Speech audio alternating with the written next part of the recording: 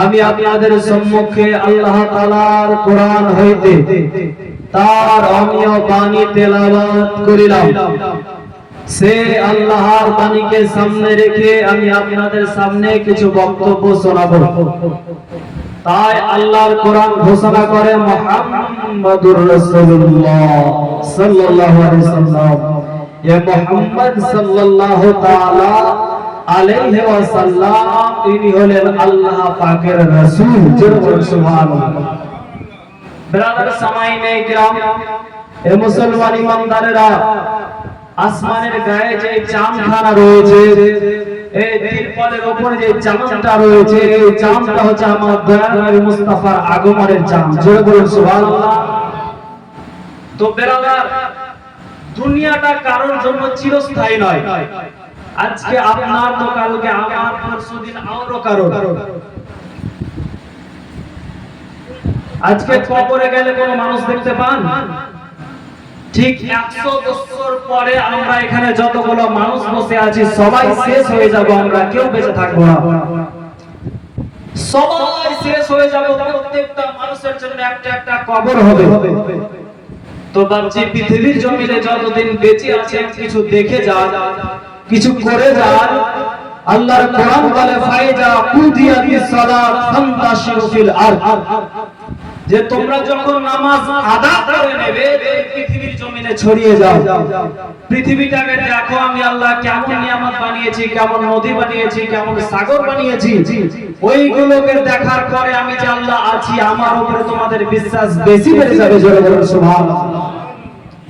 তো বেরাদার, এই 12 রবিউল আউয়াল মাসের চাঁদে শুভে সাদিকের সময় মক্কা মুআজ্জামা শহরে কুরাইশ বংশে আব্দুল্লাহর ঘরে মা আমেনার পেট থেকে আমার নবী মানবিক কায়ায় মানবের কল্যাণার্থে আমার নবীর আবির্ভাব হয়েছিল। জোরে বলুন সুবহানাল্লাহ। মানুষের কল্যাণের জন্য আজকে আমার নবী দুনিয়াতে এসে খেলেন, তো আপনার আমার জন্য খাওয়া জায়েজ হয়ে গেল। আজকে আমার নবী দুনিয়াতে এসে চলাফেরা করলেন, আপনার আমার জন্য চলাফেরা করা জায়েজ হয়ে গেল। আজকে আমার নবী দুনিয়াতে এসে মানুষের মজদুরি খাটলেন, আপনার আমার জন্য মজদুরি খাটা জায়েজ হয়ে গেল।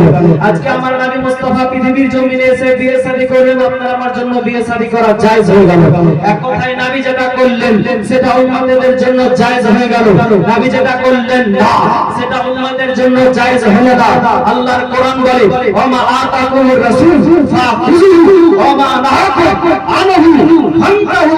আল্লাহর নবী যেটা তোমাদেরকে দেয় সেটা তোমরা সাদরে গ্রহণ করে নাও, আর নবী যেটা থেকে তোমাদেরকে দূরে থাকতে বলে তার থেকে তোমরা দূরে সরে যাও। সুবহানাল্লাহ।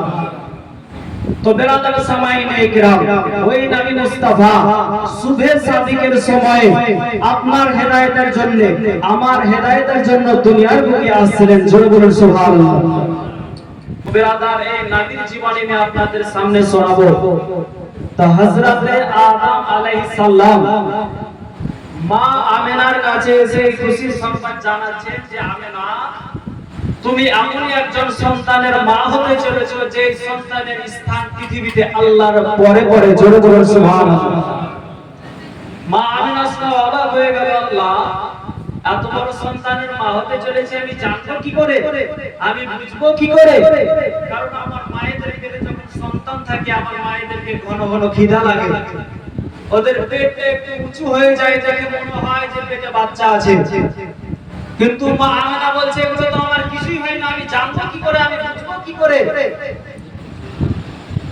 মা আমেনা রাদিয়াল্লাহু তাআলা আনহা আদম আলাইহিস সালামকে এই কথা বলছে যে আমি কি করে বিশ্বাস করব যে আমার পেটে এত বড় একটা সন্তান রয়েছে।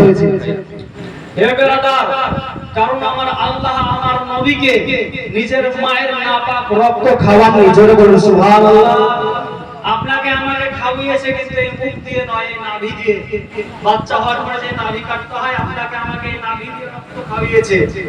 মুখ দিয়ে কেন আল্লাহ খাওয়ালেন না? কারণ আল্লাহ বলেছেন যে ওই মুখ দিয়ে তোমরা নবীর দরুদ পড়বে, ওই মুখ দিয়ে তোমরা আল্লাহর নাম নেবে, তাই তোমাদের মুখটাকে আমি পবিত্র রাখলাম। জোরে বলুন সুবহানাল্লাহ।